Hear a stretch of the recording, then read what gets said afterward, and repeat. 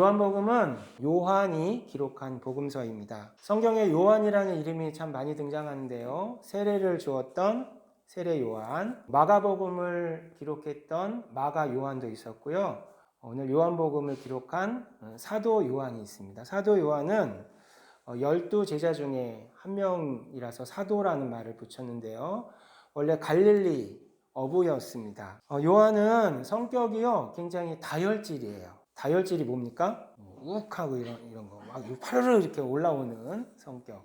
좋은 예가 뭐냐면 그 요한이 예수님의 반대자들을 예수님 하늘에 불을 내려서 예수님 반대하는 사람 다 이렇게 해버립시다. 이렇게 했던 사람이 요한이에요. 그 다음에요 야망이 있었어요. 요한은 예수님이 만약에 왕이 되시면 나를 총리를 시켜주십시오 라고 하는 정치적 야망도 있었던 사람입니다. 그래서 예수님이 별명을 붙여주셨어요. 보아너게, 너는 보아너게다. 우레의 아들이라는 뜻이에요. 천둥의 아들. 요한은 또 의리가 있었던 것 같아요. 예수님 십자가에 달려 죽으실 때 끝까지 예수님을 따라갔던 제자가 요한이었어요. 그래서 예수님은 십자가 위에서 요한에게 마리아를 부탁하고요. 요한은 그 뒤로 예수님의 부활을 목격한 부활의 증인이 되어서 예루살렘 교회를 설립하고 초대교회를 부흥시켰던. 근데 유대인들이 이제 예루살렘을 핍박하니까 요한은 다시 에베소 지역으로 가서 에베소 지역에 또 교회를 세우고 그곳에 평생을 바치는 모습을 볼 수가 있습니다. 에베소에서 살면서 요한 복음 비롯해서 요한 1서, 2서, 3서, 요한 계시록 그 5권의 성경을 기록한 사람이 바로 요한이라고 할 수가 있습니다. 예수님 참 멋지신 분이죠. 이게 다혈질의 야망이 있는 갈릴리 어부를 이렇게 멋진 하나님의 사람으로 변화시키신 예수님이 저와 여러분이 사랑하는 예수님입니다. 여러분 좀 성격에 장단점들이 다 있으시죠? 저도 성격에 단점이 있는데요. 제가 뒤돌아보면 하나님께서 오래 참아주시면서 저를 이렇게 만들어 가시는 것 같아요. 저의 모난 모습을 이렇게 다듬어 가시면서 예수님의 형상으로 만드셔서 하나님 나라의 일꾼으로 만들어 가시는 그 예수님이 저와 함께 하고 계시고 여러분과도 함께 하고 계신 줄 믿습니다. 그래서 예수님을요 좀 가까이 하시면요 성격도 이렇게 바뀌어요.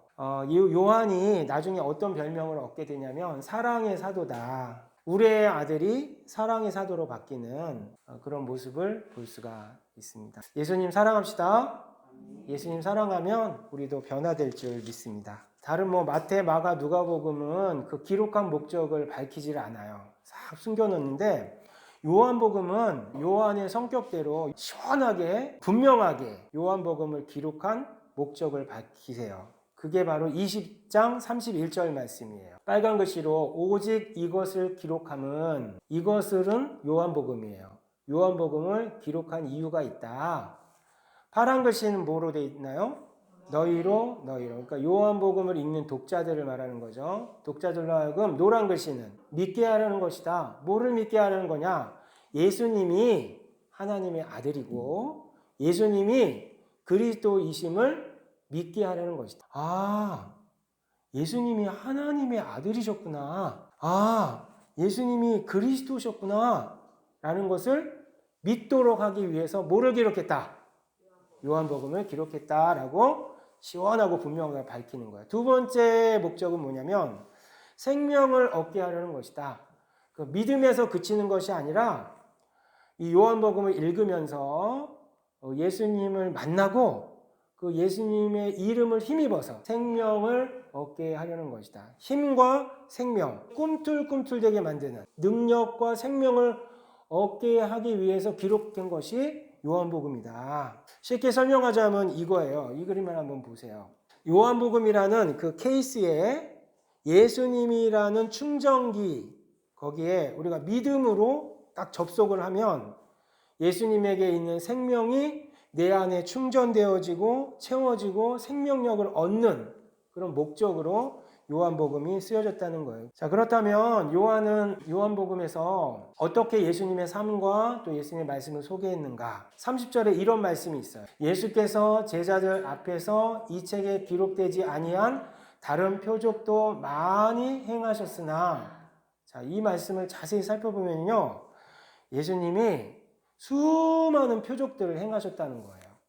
그런데 요한은 그런 수많은 표적들을 다 요한복음에 소개한 것이 아니라는 거예요.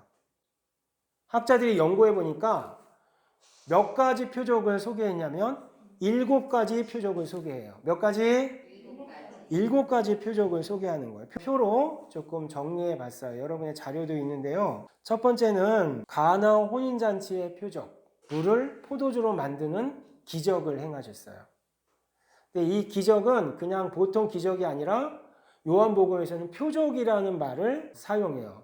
헬라어로는 세메이온이라고 하는데 그 아주 독특한 용어예요. 이 세메이온이라는 것은 뭔가 표시를 하는 기적이라는 뜻이에요. 따라해 보겠습니다. 표시하는 기적. 뭐를 표시하는 기적이냐? 예수님이 하나님의 아들이시고 예수님이 그리스도라는 것을 표시하고 나타내는 기적들이다. 그래서 가나의 혼인잔치를 보면 아, 이분이 하나님의 아들이시구나 라는 것을 알 수 있는 거예요. 두 번째 표적은 죽어가는 신하의 아들을 또 고치세요. 세 번째 표적은 5장에 나오는데 베데스다에 38년 된 병자를 또 고치세요. 오병이어로 남자만 5,000명을 먹이신 표적이 6장에 나오고요. 또 예수님은 바다 위를 또 걸으세요. 바다 위에 걸으실 수 있는 분 있나요? 다 물에 빠지잖아요. 예수님만이 하실 수 있다는 거예요. 나면서부터 눈먼 자, 이 사람도 태생적으로 장애인인데 이 사람도 고치시고 다 하나님의 아들이신 것을 나타내는 거예요. 예수님이 그리스도라는 것을 나타내는 표현되는 표시되는 기적들이라는 거예요. 심지어는 죽은 나사로도 다시 살리신, 아무나 할 수 없다는 거죠. 표적을 소개하신 다음에 항상 뒤따라오는 것은 뭐냐면 이 표적을 보면서 어떤 사람은 믿고요. 어떤 사람은 예수님 믿지 않았다는 것을 꼭 기록을 해요. 2장 11절 한번 보겠습니다. 그러니까 예수께서 이 첫 표적을, 처음 표적의 7가지 표적 중에 몇 번째 표적? 첫 번째 표적인데 이런 것들을 행했는데 11절 끝부분에 보니까 결과가 어때요? 제자들이 그를 믿으니라. 그러니까 그 표적을 보고 제자들은 예수님 믿었다는 거예요. 그러나 유대인들은요, 예수님을 믿지 않은 사람들도 있었어요. 다 믿은 게 아니에요. 11장 53절 자 찾고 읽겠습니다. 시작. 유대인들이 예수님을 죽이려고 회의를 하는 모습을 보게 됩니다. 그러니까 표적을 다 읽는다고 해서요, 믿음을 갖는다는 게 아니라는 것을 우리는 알 수가 있습니다. 이게 바로 예수님의 행하신 일들을 소개하는 요한의 방식이고요. 요한복음에서는 또 예수님의 말씀을 또 소개를 하는데요. 예수님의 말씀을 소개할 때 어떤 방식으로 소개하냐면 7가지 자기소개가 또 나와요. 자, 이 표를 한번 보실까요? 7가지 자기소개는 뭐냐면요. 예수님이 자기를 직접 사람들한테 소개를 하신 거예요. 나는 뭐뭐뭐뭐시다. 요한복음 6장 35절 찾아보겠습니다. 자, 예수께서 이르시되 나는 생명의 떡이라고 소개를 하고 계시는 거예요. 8장 12절에서는 세상의 빛이다. 10장 7절에서는 양의 문이다. 10장 11절에서는 선한 목자다. 자, 11장 25절 찾아보겠습니다. 예수께서 이르시되 나는 부활이요 생명이니 나를 믿는 자는 죽어도 살겠고 14장 6절에서는 오늘 찬양한 대로 나는 길이요 진리요 생명이다. 15장 1절에서는 나는 참 포도나무다. 이렇게 예수님이 직접 자기를 소개하시는 것이 몇 가지 나온다? 7가지 나온다. 그러니까 7가지 표적과 7가지 자기소개가 나오는 것이 요한복음이라고 할 수가 있어요. 자신을 알기 쉽게 그 당시에 사람들에게 가장 친숙한 어떤 소재를 통해서 예수님을 소개하는 모습을 보게 되는데요. 예수님은 자신을 이렇게 소개하고 난 다음에 이러이러한 나와 함께 하면 어떤 유익을 얻게 될 것이라고 말씀하냐면 한마디로 말하면 생명을 얻게 될 것이다 라고 얘기를 하세요. 자, 생명의 떡을 먹어라. 그러니까 예수님을 먹으라는 거예요. 여러분 어떻게 예수님 먹을 수 있나요? 예수님과 하나가 되라는 거예요. 그러니까 우리가 빵을 있잖아요. 여러분 먹으면 어떻게 되나요? 빵과 내가 어떻게 되죠? 하나가 돼서 배가 나오잖아요. 그렇죠? 그것처럼 예수님, 생명의 떡이신 예수님을 먹으면 생명을 얻게 될 것이다라고 얘기를 하세요. 세상의 빛이라고 소개하시면서요. 뒷부분에 보면 생명의 빛이라고 또 소개를 하세요.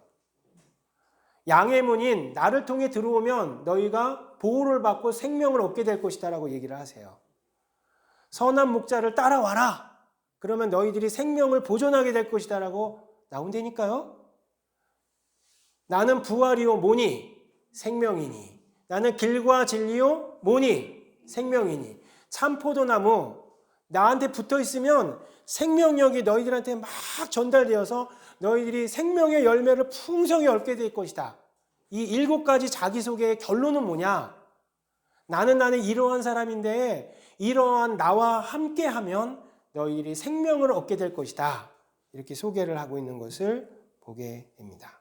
그 다음에 예수님만 이 자신을 하나님이라고 증거하고 소개하신 것이 아니라 또 7가지의 증거들이 또 소개되고 있는 건데요. 이건 뭐냐면 예수님 외에 다른 존재들이 예수님이 하나님의 아들이자 그리스도라는 것을 증거하고 있다는 것도 밝히고 있어요. 세례 요한, 또 예수님의 하시는 일들, 그 다음에 구약 성경, 또 모세, 또 예수님을 보내신 아버지, 또 보혜사 되신 진리의 성령님, 또 예수님의 제자들, 이런 모든 7가지의 존재들이 예수님을 그리스도요 하나님의 아들이라고 증거하고 있다라고 표현을 하는 거예요. 그러니까는 예수님 자신뿐만이 아니라 예수님이 하나님의 아들이라는 증거가 차고 넘친다라는 것을 7이라는 숫자로 우리에게 소개하고 있는 것을 보게 됩니다. 그러니까 요한복음은 7의 복음서예요. 7의 복음서. 7가지 표적, 또 7가지 자기소개, 또 7가지 증거, 또 오늘 살펴보지 않았지만 7가지 또 명절을 중심으로 요한복음이 진행되고 있는 것을 보게 돼요. 7이라는 숫자가 그 고대에서는요 완전을 뜻하잖아요. 그렇죠? 요한복음은요 이방인과 유대인을 모두 배려한 복음서예요. 사도 요한은 그 1세기 말에 살았잖아요. 그렇죠? 그리고 에베소에 살았잖아요. 근데 이런 그리스 철학이 융성했던 지역이 바로 에베소라는 지역이었어요. 거기에 사는 사람들은요 뭔가 얘기를 할 때 철학적이야. 너 로고스 알아? 로고스는 뭐냐면 그리스 철학에서 모든 만물 속에 내재되어 있는 원리를 로고스라고 하는데요. 이 요한복음은요 1장부터 그 헬라 철학에 나오는 그리스 철학에 나오는 로고스라는 말을 인용을 해요. 자, 1장 1절 한번 보겠습니다. 네, 로고스는요 구약 성경에 나오는 단어가 아니에요. 유대인들은 모르는 단어야. 그리스 철학에 나오는 단어예요. 그것처럼 그리스 철학에서 쓰이는 헬라적인 용어를 처음부터 사용하면서 이 세상의 원리를 너희들은 로고스라고 생각하느냐? 근데 진짜 로고스는 따로 있다. 그 진짜 로고스는 예수님이다 라고 하면서 선포를 하는 거예요. 그러니까 헬라인들, 이방인들을 배려한 복음서라고 할 수가 있는데요. 요한은 헬라인들만 배려한 것이 아니라 또 유대인들도 배려했는데 어떤 배려를 하냐면 히브리 말을 번역해 준 부분이 있어요. 자, 19장 13절 읽어보겠습니다. 19장 13절 가로친 부분에 보니까 히브리 말로 가바다 가로 닫고 이렇게 나오죠. 그러니까는 이거는 유대인들을 위한 배려예요. 마가복음에서는 아람어를 헬라어로 번역해 준 게 나왔잖아요. 근데 요한복음은요 거꾸로요 헬라어 표현을 유대인말로 번역해 준 것이 나와요.